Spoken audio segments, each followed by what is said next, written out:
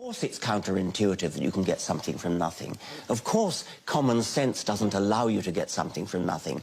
That's why it's interesting. It's got to be interesting in order to give rise to the universe at all. Something pretty mysterious had to give rise to the origin of the universe. Which is exactly what's meant by nothing, but whatever it is, it's very, very simple. And why is that funny? Well, I think it's a bit funny to be trying to define nothing. Religion is just absolutely uncalled for. We are just mere things floating on a rock in space. We are not only figuratively, but literally stardust. You don't have to go to church on Christmas, and it is about being good, and that's what all religions are about anyway. Are you an atheist? Yeah. Gonna kill yourself? Yeah, I'd like to. So you're an atheist? Yes. I need to know what to believe in. Like what happens when you don't? Yes, I don't want to be a bag of dust.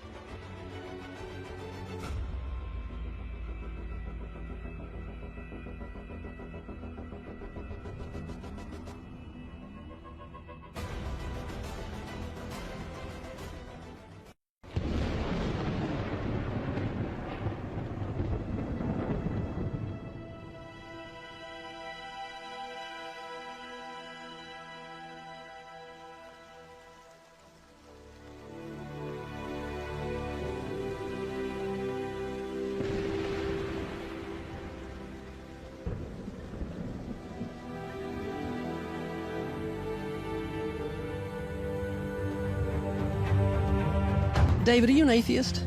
Yes. When did you become an atheist? Around age 12. Believing in God makes no sense. To me, it's the dumbest thing. It's for people that can't accept the fact that they're going to die and rot in the ground like I'm going to do, and it gives them some relief from that thought, because it's not the nicest thought in the world. Are you an atheist? Yes. Yes, I am. Yes. Yes. Yes, sir. Are you an atheist? I am. Yeah, I'm an atheist. Yes, I am. Alex, do you believe in God's existence? No, I do not. How long have you been an atheist? I would say probably since I was about 15 years old. So you don't believe in the existence of God? No, not really. What happened when you were 15? I started questioning things, and I really just started to think about the logic behind everything. For the most part, we are not shown the evidence for there being a higher power. If we were, I almost guarantee that almost every atheist would immediately agree to there being a higher power. Are you atheists? Yes. Why?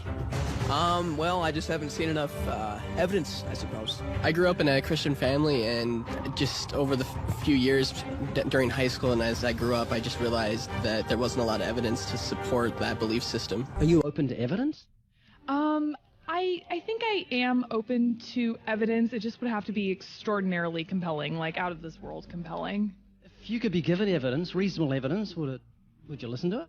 Yeah, I would. You're someone who has no faith or no belief in a higher power or a creator, but if you were shown evidence, you would change your mind because you're open. Absolutely. Flick through the pages of the book I just put on your lap, look at the color pictures, and I'll ask you a question.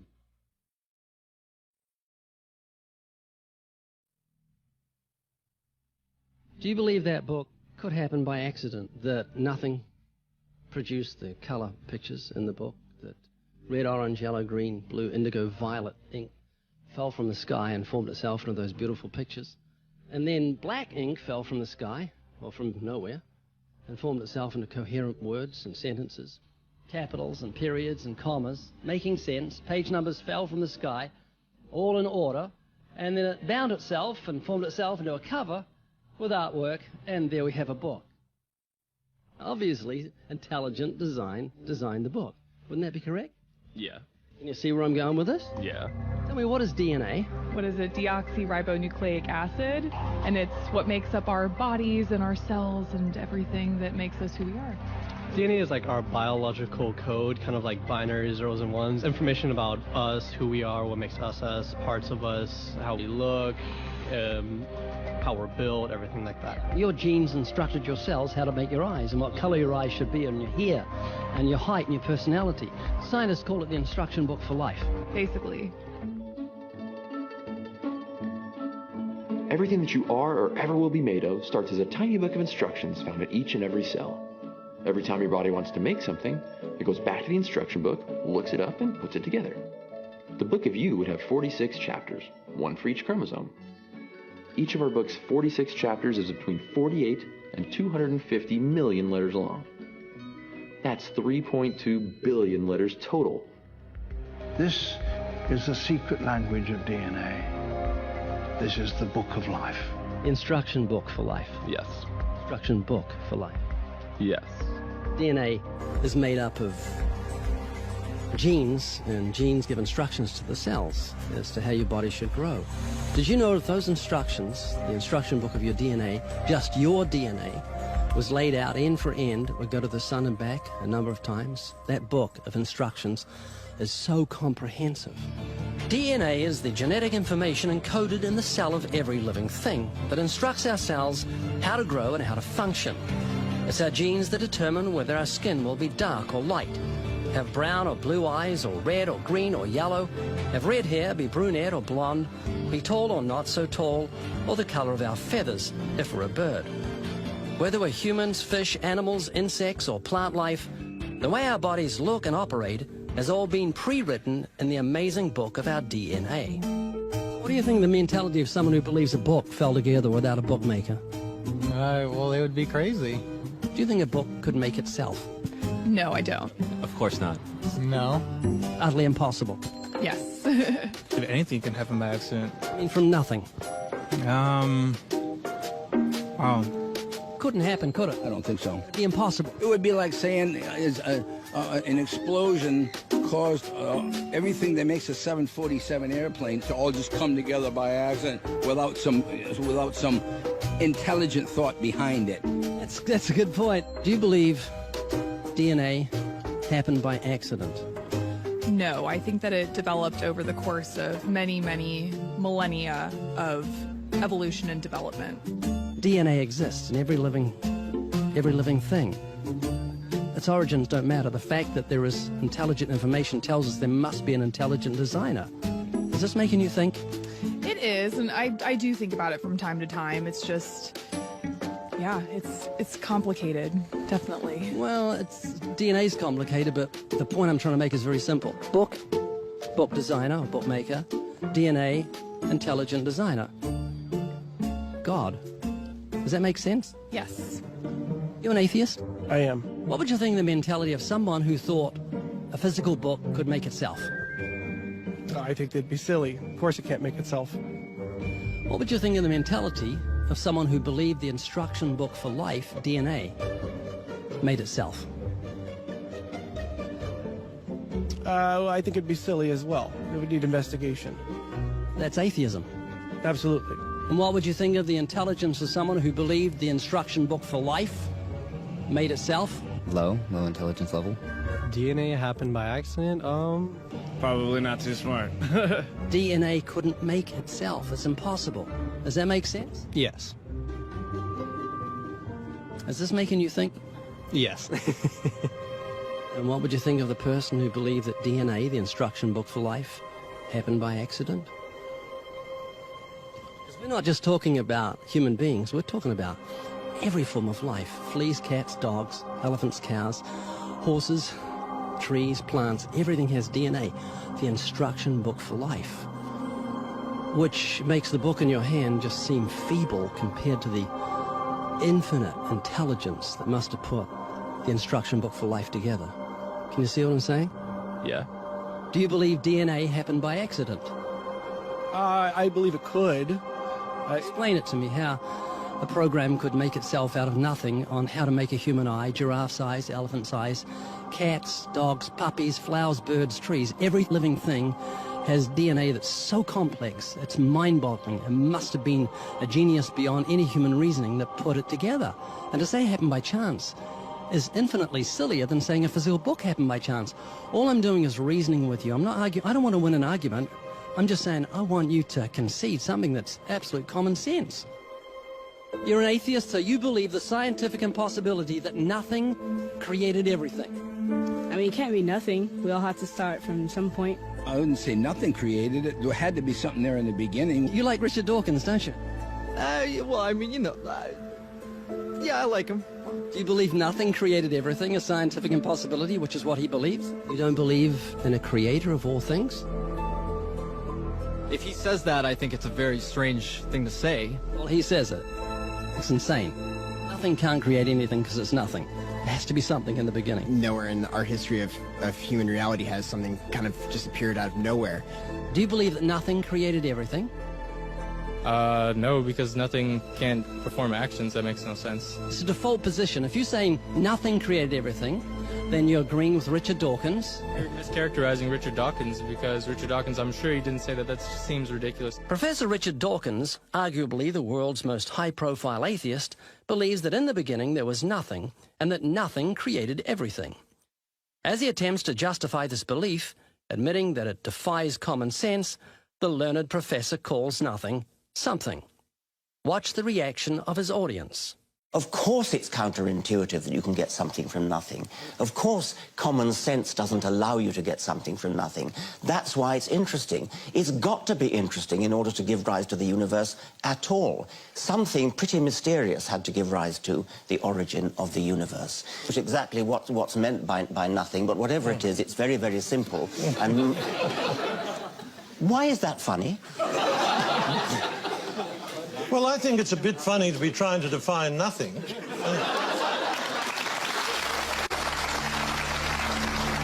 Richard Dawkins, I'm sure he didn't say that. That seems ridiculous. The audience reaction confused the normally eloquent professor because he's not used to being the object of laughter. What he didn't realize was he was talking to people who were endowed by their creator with the virtue of common sense. This was just another case where the emperor has no clothes.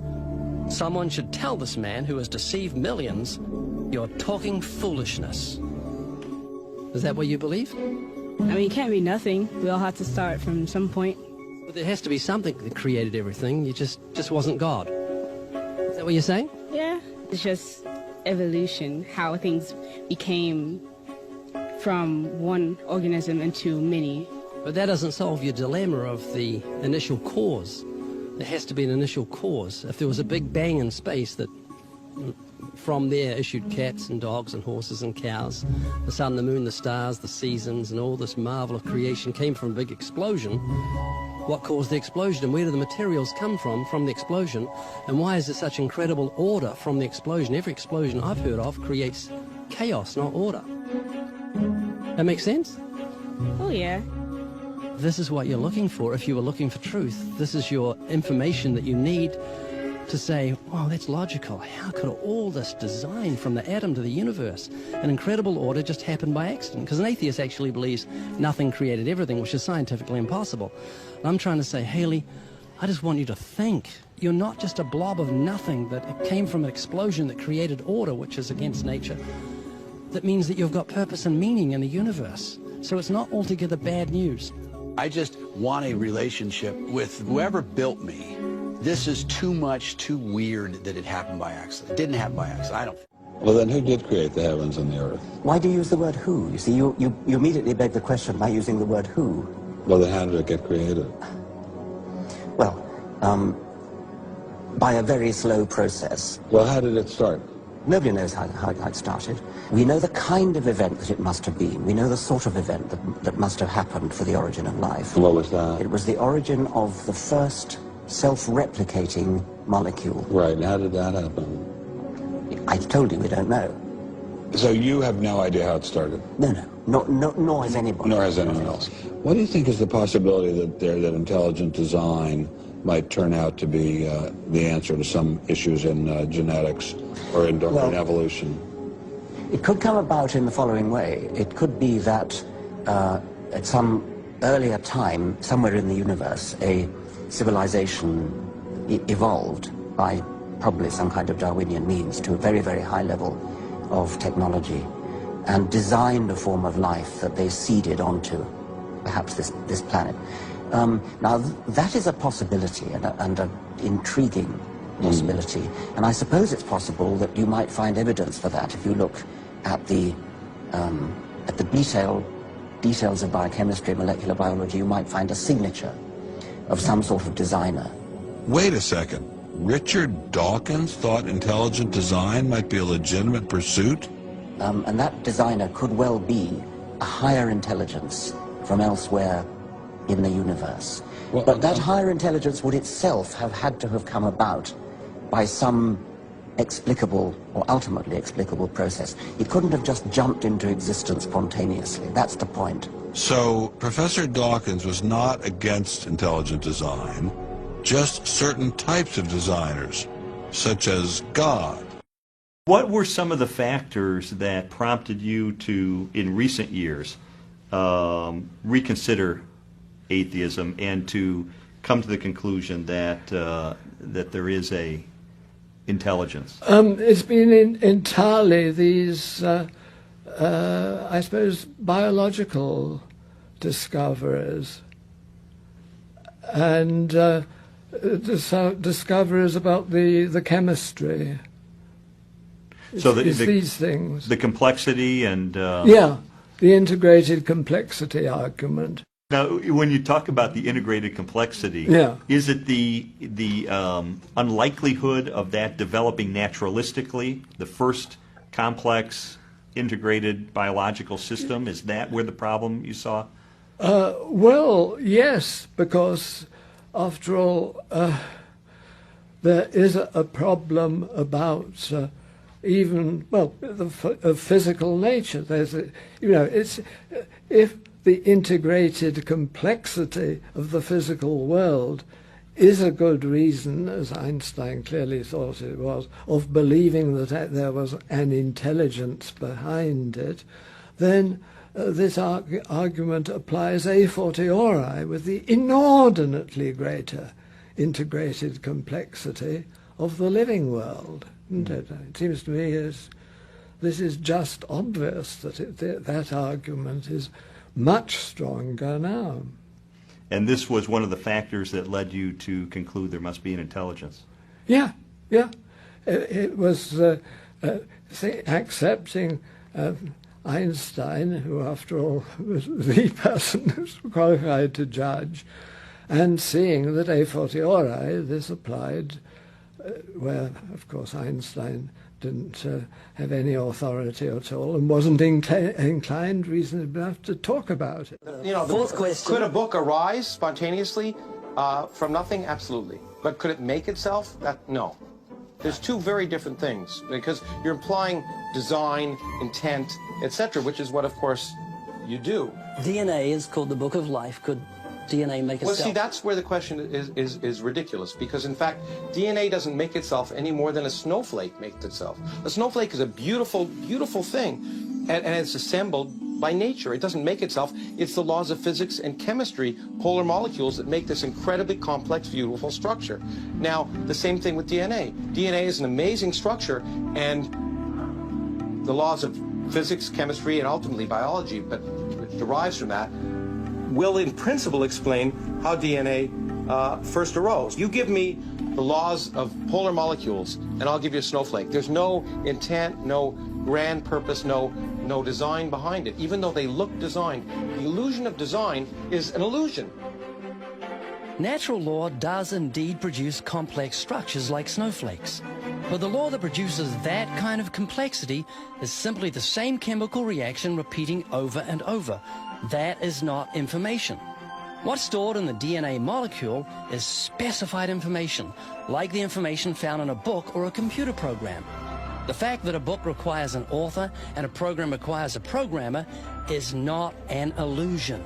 It is factual as seen in the real world around us. It isn't apparent design, it is real design, as any college student can tell you. Do you believe the instruction book for life happened by chance? No. So it couldn't happen by chance, could it? No. So where did the intelligent information to selectively arrange the building blocks of DNA come from?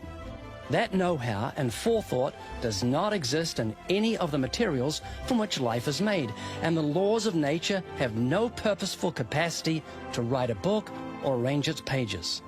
So where did that specified information come from? Its origin is certainly supernatural. What Professor Krauss completely overlooks is the external nature of the information encoded into the DNA molecule. A complete set of software instructions directing the formation and reproduction of human beings, both male and female, and all other living things. Bill Gates once said, DNA is like a computer software program, but far, far more advanced than any software ever created. Which came first, the chicken or the egg? I'll have to say the chicken. The chicken. What do you think? The chicken. Chicken. Chicken? And what about you? The egg. Egg, okay. Was the egg fertilized?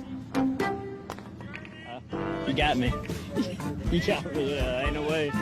Maybe God created the chicken, so then that's how the egg came. You got me, I don't know. I didn't think that far into it, I guess. Maybe most likely the chicken, I would say. So if the chicken came first, it then laid an egg. Okay? Was the egg fertilized?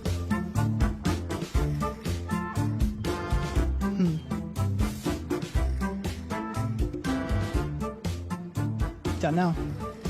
The egg. The egg? Yes. This chicken that produced the first egg, was the egg fertilized?